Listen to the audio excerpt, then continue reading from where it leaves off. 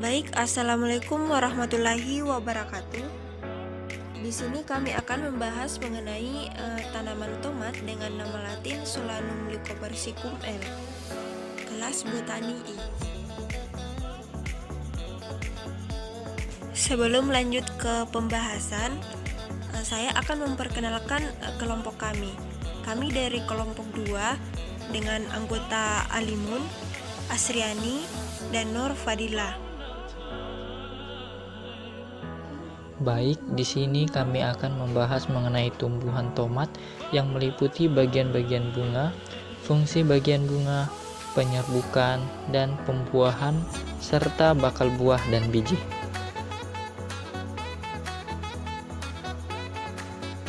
Sebelum lanjut ke pembahasan, saya akan menjelaskan secara singkat deskripsi dari tumbuhan tomat. Tanaman tomat berasal dari Amerika tropis. Ditanam sebagai tanaman buah di ladang, pekarangan, atau ditemukan liar pada ketinggian 1-1600 mdpl. Tanaman ini tidak tahan hujan, sinar matahari terik, serta menghendaki tanah yang gemur dan subur. Tinggi tanaman tomat sekitar 0,5 sampai 2,5 meter, bercabang banyak, berambut, dan berbau kuat.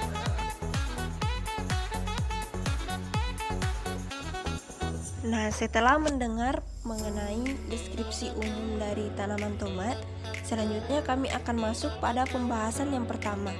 Nah, di mana kami akan berbicara mengenai bagian-bagian dan fungsi dari bunga tomat itu sendiri. Nah, bunga pada tumbuhan tomat itu sendiri memiliki ukuran yang sangat kecil, dengan diameter kurang lebih 2 cm dan berwarna kuning agak cerah. Nah, kelopak bunga tanaman tomat memiliki jumlah 5 buah yang berwarna hijau dan terdapat di bagian bawah atau pangkal bunga. Bunga tomat termasuk bunga sempurna karena dia memiliki benang sari yang biasa juga disebut kepala benang sari yang terletak pada satu bunga yang sama. Bagian-bagian bunga. Nah, di sini kita bisa melihat pada diagram tersebut yang kami telah tampilkan bahwa pada bunga tomat ada beberapa bagian. Yang pertama yaitu ovulasi, kedua indung telur, kelopak, stamen, stigma, tangkai stigma, daun pelindung, dan juga tangkai.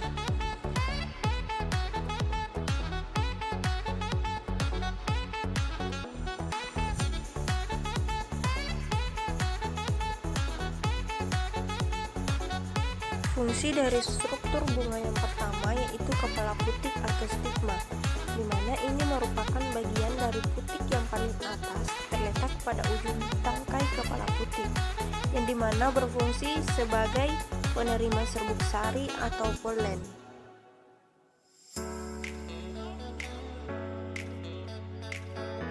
Yang kedua yaitu tangkai putik. Nah, di mana tangkai putik ini biasa juga disebut dengan stilus, yang berperan sebagai jalan bagi polen menuju bakal buah.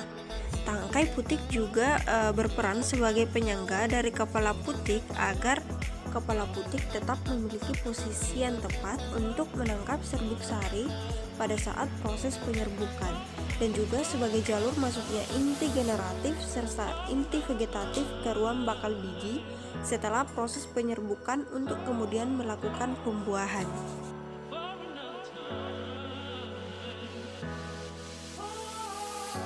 Ketiga yaitu benang sari. Nah, ini merupakan alat perkembangbiakan jantan. Bagian-bagian benang sari dapat meliputi tangkai sari atau filamen dan kepala sari atau antera. Nah, kepala sari terdiri dari 4 kantong sari atau loculus.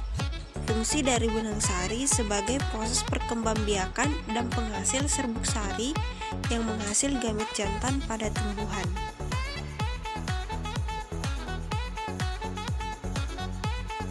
Yang keempat yaitu bakal biji atau ovarium. Nah, ini merupakan tempat terbentuknya ovum dan sel gamet lainnya. Pada bakal biji akan terbentuk biji. Fungsi dari bakal biji yaitu sebagai tempat keberadaan ovum, serta inti kandung lembaga sekunder yang nantinya setelah terjadi pembuahan kemudian berkembang menjadi biji sebagai alat reproduksi generatif dari tumbuhan itu sendiri.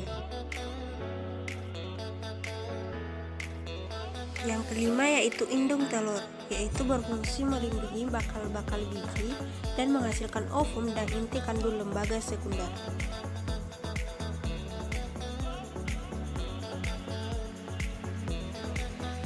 Keenam yaitu daun pelindung. Daun pelindung adalah organ mirip daun yang dari ketiaknya muncul ibu tangkai bunga. Daun pelindung berwarna mencolok dan berfungsi menarik perhatian serangga penyerbuk. Fungsi yang biasanya dikaitkan dengan mahkota bunga, tapi bagian bunga yang satu ini berbeda dengan kelopak bunga. Bagian ini merupakan daun terakhir yang menjadi lokasi tumbuhnya bunga. Dengan kata lain, bunga akan tumbuh melalui bagian dari ketiak daun ini.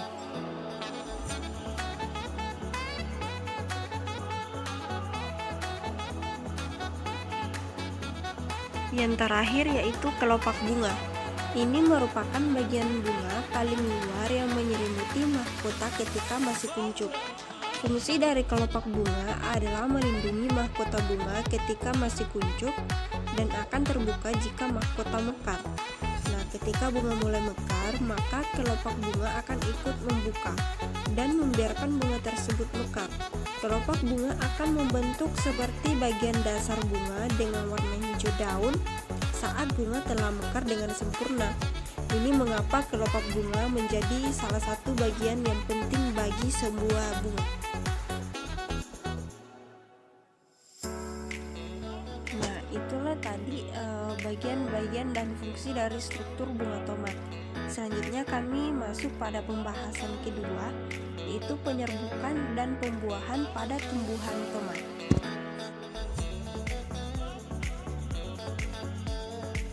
Sebelum kita membahas mengenai proses penyerbukan pada tomat, terlebih dahulu kita harus mengetahui apa itu penyerbukan. Nah, penyerbukan itu sendiri atau biasa disebut dengan polinasi adalah jatuhnya serbuk sari pada permukaan putik. Pada sebagian besar bunga, peristiwa ini berarti jatuh pada bagian kepala putik. Penyerbukan merupakan bagian penting dari proses reproduksi tumbuhan berbiji.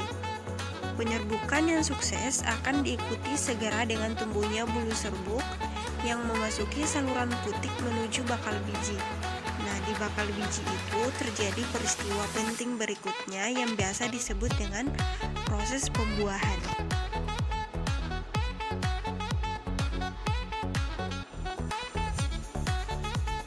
Dan untuk proses penyerbukan pada tanaman tomat diperlukan organ jantan dan betina. Nah, bunga tomat ini termasuk spesial karena memiliki kedua organ dalam satu bunga yang disebut B. hermaphrodit. Secara sederhana, proses penyerbukannya terjadi bila serbuk sari yang melekat pada antar dapat menahan stigma.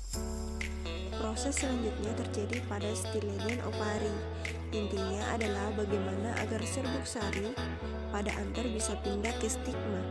Bunga tomat walaupun merupakan hermafrodit, tapi sudah pasti tidak dapat melakukannya sendiri. Proses menyerbukan biasanya dibantu oleh serangga seperti lebah atau kumbang, atau juga dengan bantuan angin. Kalau dengan bantuan serangga, serbuk sarinya kemungkinan terjatuh atau menempel pada lebah yang kemudian sampai ke stigma. Berhasilnya penyerbukan akan diikuti dengan tumbuhnya bulu serbuk yang masuk ke saluran putik menuju bakal biji. Nah, di bakal biji ini akan terjadi proses pembuahan.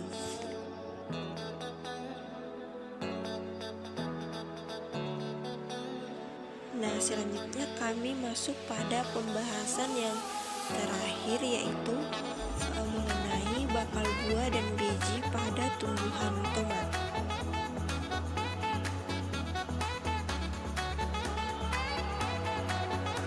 Secara umum, buah tomat memiliki permukaan yang sangat licin dan mengkilap.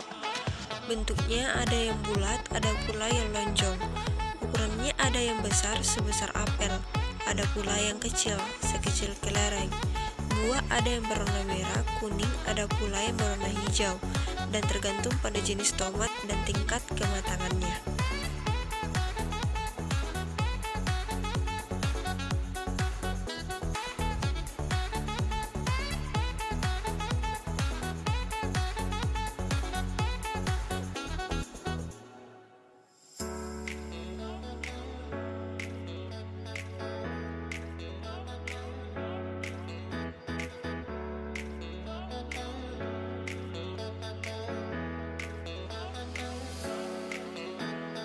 Selain bentuk dan ukurannya yang bermacam-macam, selama ini kita pasti sering mendengar bahwa tomat itu pastilah berwarna merah. Ternyata warnanya juga bermacam-macam. Pada awalnya buah tomat berwarna kuning atau orange. Melalui perkawinan silang akhirnya muncul warna merah pada tomat yang merupakan warna yang mendominasi berbagai jenis tomat yang ada saat ini.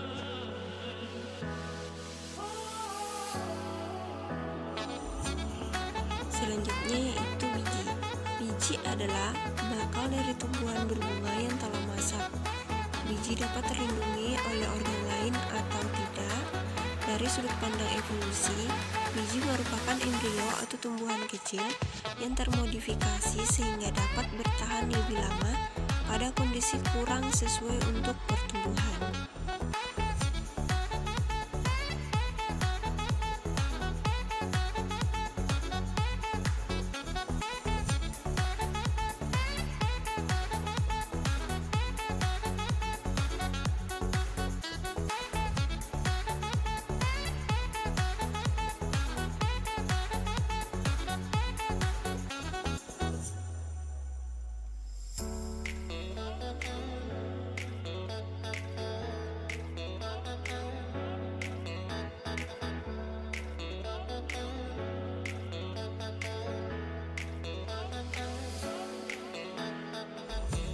Biji tomat saling melekat, diselimuti daging buah dan tersusun berkelompok dengan dibatasi daging buah. Jumlah biji tomat setiap buah bervariasi, umumnya adalah 200 biji per buah.